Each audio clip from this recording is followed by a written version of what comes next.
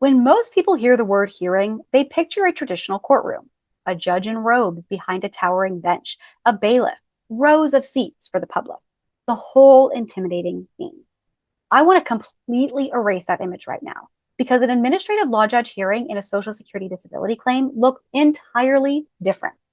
Once you understand what it actually looks like, a lot of that anxiety can disappear. Today, I'm going to explain that process. My name is Kaitlin Wildoner, and I'm an attorney who helps disabled clients obtain their disability benefits as quickly as possible so they can focus on getting better. In today's video, we're going inside a Social Security disability hearing, who the administrative law judge is, what the setting looks like, and exactly what happens so you know what to expect and can participate with confidence. An administrative law judge, or ALJ, is a federal official who has been appointed to conduct Social Security hearings. They are not a criminal court judge, and they are not there to prosecute you.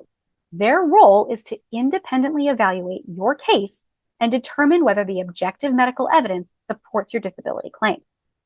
ALJs are required by federal law to be neutral decision makers. Unlike the state level examiners who reviewed your case at the initial and reconsideration levels, an administrative law judge has the authority to overturn prior denials and approve your claim based on the comprehensive evidence and testimony presented. If your hearing is scheduled in person, you will not walk into what you imagine a courtroom as being. Instead, an administrative law judge hearing in the disability context is often held in a small, private room, more along the lines of a conference room. There is no jury, no public audience, and no bailiff.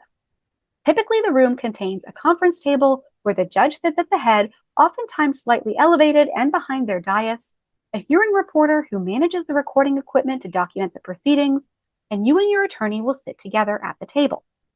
An important note for 2026, many ALJ hearings are now conducted remotely via secure video platforms like Microsoft Teams or over the telephone. Whether your hearing is in person or remote, the environment is private, controlled, and designed to feel closer to a structured corporate meeting than a trial.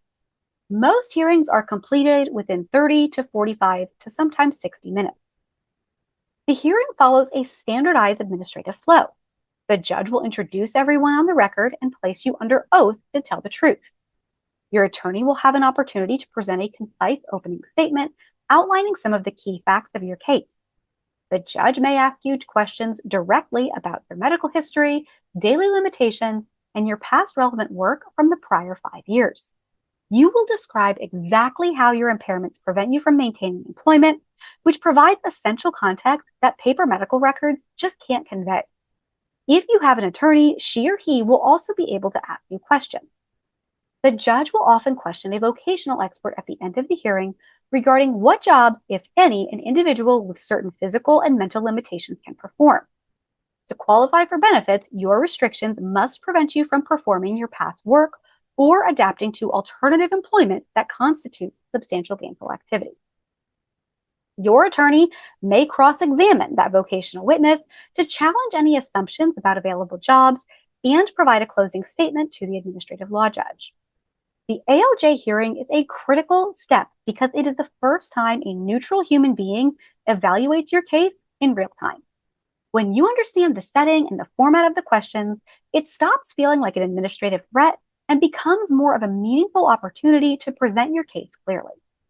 Navigating hearing rules and cross-examining vocational witnesses involves technical criteria. If you have a hearing scheduled or you need to file an appeal, a disability attorney can review your files, update your medical records, and represent you throughout the proceeding.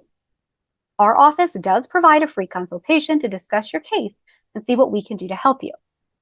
Next week, I will explain the specific clinical details that you should discuss with your treating doctors to ensure your medical records explicitly document your functional limitations. Thanks so much for watching. If you're disabled and unable to work, click the scheduling link below or give us a call directly for a free consultation where we discuss your case and see what I can do to help you.